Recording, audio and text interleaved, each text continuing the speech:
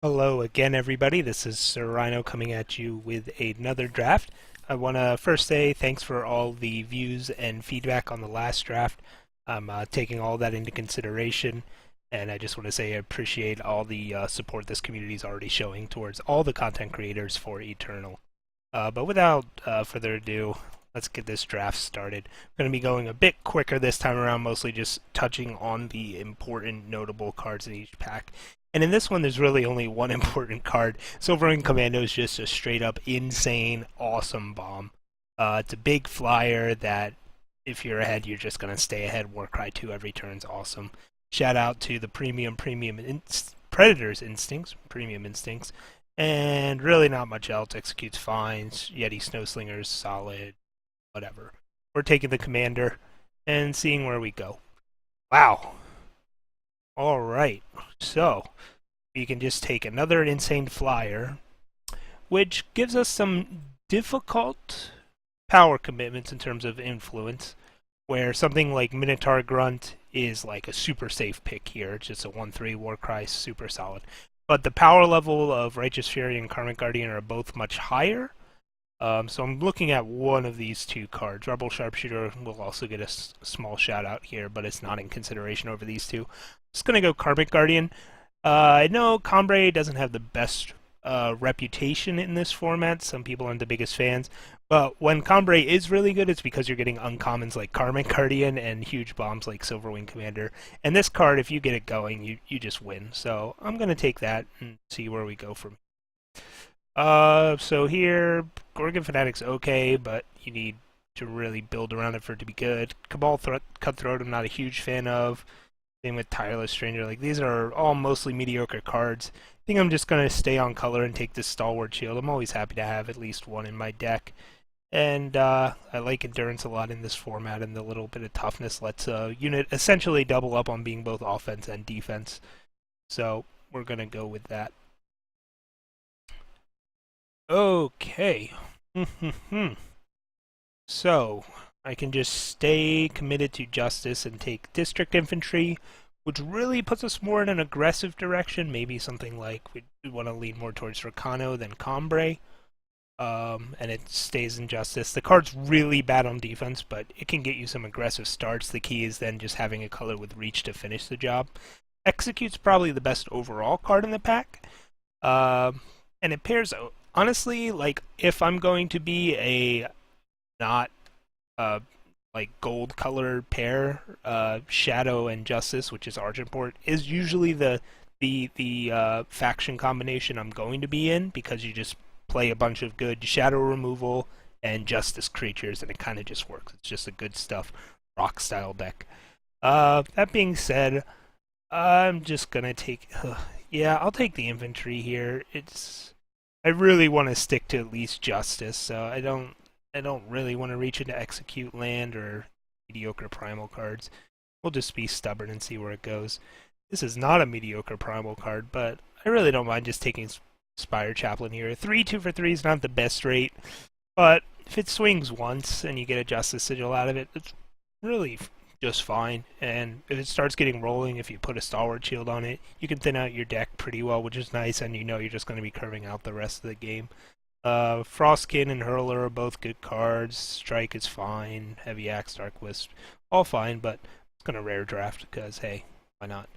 Ooh, now this is an interesting pack. Ooh, so Magister is a fine beater, but I'm not looking at that. Determined Stranger, I can be good. It's not its best in Cambrai, as you're not really getting any other, like, the green, the Justice Stranger is Tireless, which you're not really looking to play. Determined Stranger goes better in some other colors where it's buffing your lower curve strangers. Now, of course, I'll play, say a Cambrai Stranger here if I get it, but I think it's really between Magister, Voice, and Seek Power, and I'm just going to take this Seek Power. It lets me stay open, it lets me stay flexible. It might be a thing where I end up playing both Justice and then splashing into both Ricano and Cambrai. And I like just being open and having that flexibility. And we get a premium Amber Acolyte, and it is by far the best card in this pack. It's not even close. Not just for our deck, but just in general. It's just a tier above every other card in this pack. And in the case of Flagbearer and New Stranger, several tiers above. So very, very happy to see that. Wow, this is a pretty solid pack. Probably just going to go Tinker Apprentice here. It's not insane in Combray colors, but if we end up with a Vodkin Staff because we're really lucky, or if we just buff a Karmic Guardian or Stalwart Shield, not going to be too happy about it. Certainly better than, say, a District Infantry generally in these colors. Magma Javelin would be a fine consideration, but just stay on color. And okay. I don't see us playing Ornamental Daggers if we end up Combray. Generally, your creatures are already large. If we end up with enough Warcry, it could be good, but I'm just going to take this Rebel Sharpshooter. Combos well with Tinker Apprentice, and who knows, maybe we don't end up in Combray. So now we have to decide between if we want to play a Dispel and try and stick to those colors, or play the Adept. The Adept's replaceable enough as far as 2-drops go that I'm not going to panic and try and grab a 2-drop this early in the draft when it's really bad. So I'll just take the Dispel. And then there's a Rebuke and a Protect. Protect is really good in Rakano, so if we end up there, I wouldn't mind having one, but I'll just take the first Rebuke where I know it's going to see play in whatever direction we go. Wow, last pick Sharpshooter's actually kind of insane. Don't really know what that's doing there. So we could just ignore all this time and take the Oni Ronin and try and just go super aggressive. But, call me a curmudgeon or something, but I like going more mid-rangey. I was always a fan of Combray Healer, and now that it got buffed to have 1 point extra health, it's even better. Steward of Prophecy's fine, 4/3 with decent upside for 4. But Justice color combos aren't ever going to be lacking in 4-drops. And this is just, an excellent 3-drop that I think I'm just going to take here. Like I said, I could see, just dropping this whole time dream and going in on the Oni Ronin, but that can just crash and burn, where Combray Healer is just a really, really, really solid card. And we immediately get paid off with a Scorpion Wasp. Shout out to Mr. Deranged Dynamancer, and I guess Ruthless Strangers, alright, or whatever. Same with Amber Acolyte, Valkyrie. Yeah. Scorpion Wasp, it's a great removal spell in colors that don't have removal. So, it's easy. Woo! As much as I would love to take a solid 2-drop here, my god, I am such a big fan of Crown Watch Cavalry. This card is great. It's a 4/4 for 4 at its worst. Well, I guess at its worst you have no creatures on board, but in that case, any 4-drop's not going to look that great. But man, if you can combine it with, say, this Tinker Apprentice or Warcry, or just buff up one of your 3-drops like Spire Chaplain, Combray Healer, or just slow roll for Karmic Guardian, does some awesome things. Very happy. And Jumpin' Jehoshaphat, that's a Thunderstrike Dragon. Well, I guess Primal's open in this direction, but I'm going to take this Bold Adventurer. Just a dumb little 2-drop to come up the board, and we just need to start filling in that spot of the curve. Infantry's fine, but we're not that aggressive. And Tower Top Patrol, like I said, we're going to get plenty of options at 4 that we're not looking at that right now. Whew, wow. Well, Primal's open in this direction for sure. So, maybe we're getting punished for trying to force Justice in the first pack, but I mean, we got a decently late Cavalry that was, 3rd pick, and saw that Spire Chaplain in the last pack. So, neither of these are splashable cards. Kobold Acolyte is. There's certainly some thought to trying to splash it, but I'm just going to take this Civic Peacekeeper. It's another form of kind of removal. It's a body, and it has some flood insurance that I'm fine with playing it. So here's the question of, do I want to play Force Field? Not a big fan of combat tricks that don't let you actually win combat. Sometimes you'll just survive an attack. Or I'm going to take this Elysian Banner just in case we do see a good Elysian card worth splashing. Stay open. Alright. So here we're deciding if we want to unlock potential or pick up a Predator's Instinct. I generally like to have one Instinct. Our creatures aren't necessarily large yet, but we might find something. Unlock potential's nice, but our curve's not low enough right now to really think it might get there. And we just get an unlock potential anyway. I think I like it more than protect so far in this deck. There's not much we're Voltroning up to protect. Yeah, we'll just take that. None of these cards are really anything this deck's going to be interested in at all. But I'll take the Nomad Healer. Who knows? Maybe something terrible happens. Alright, so protect, Tower Top Patrol, or daggers. Unlock potential is like daggers, but good. We'll just take this patrol. Who knows? Maybe we'll end up short on bodies. Oh, well, now we're not short on bodies. This is a Pillar of Elysia. Awesome, awesome, awesome, awesome finisher. Now I'm feeling like we might end up in like a 19 power range. If this wasn't here, I'd definitely consider splashing Teriak's Hatchling.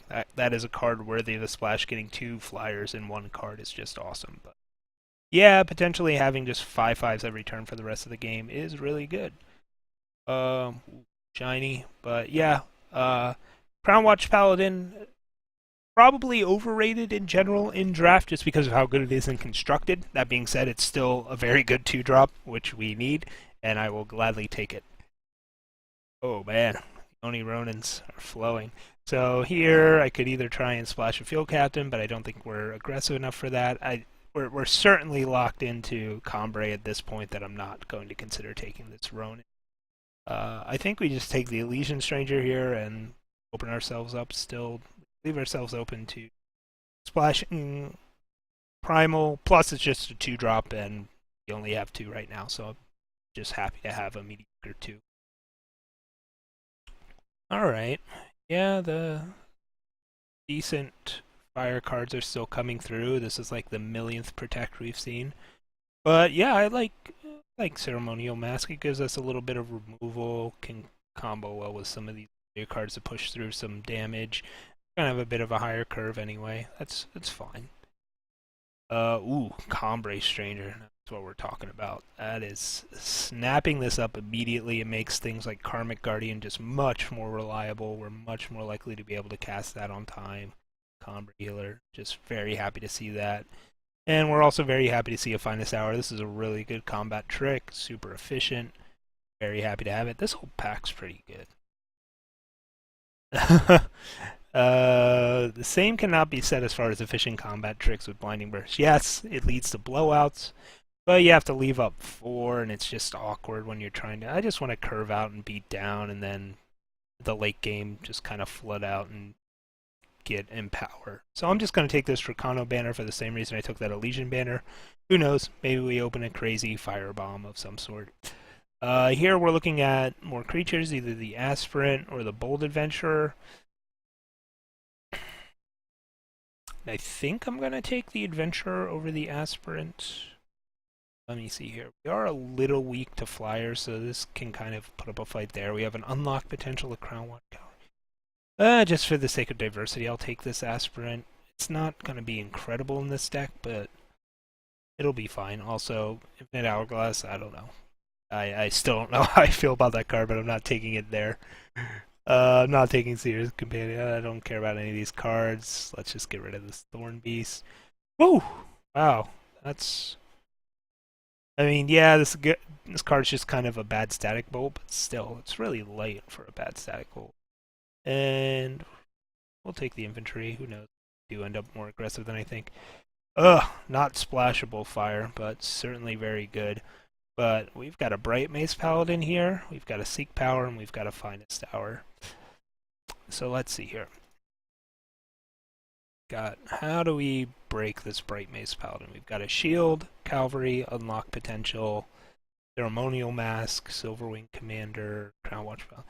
Yeah, and a Tinker Apprentice. Yeah, we've got enough stuff that this guy's at least, maybe 25 to 30% of the time going to have lifesteal, and anytime that happens, your chances of winning the game just skyrocket. So I am actually going to be picking him Seek Power, Finest Hour. I think he's one of the premier commons, obviously not Torch level, but perhaps the best common creature, honestly, in the draft format. Very happy to grab that. This is an interesting discussion point between Combrei Stranger, Combrei Banner, and then there's also Teleport.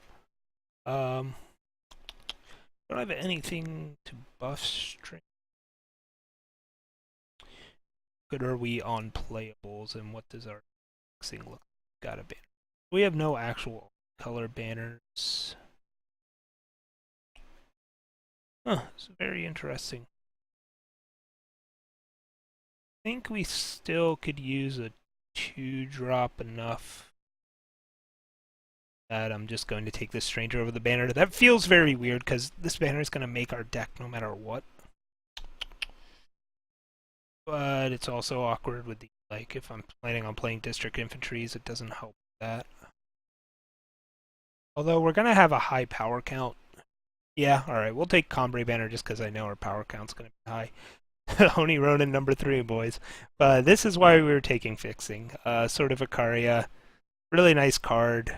Can sometimes be a 2-for-1, sometimes just a 1-for-1 and gives you Warcry. But it's super splashable, as in it doesn't need to be your turn 3 play.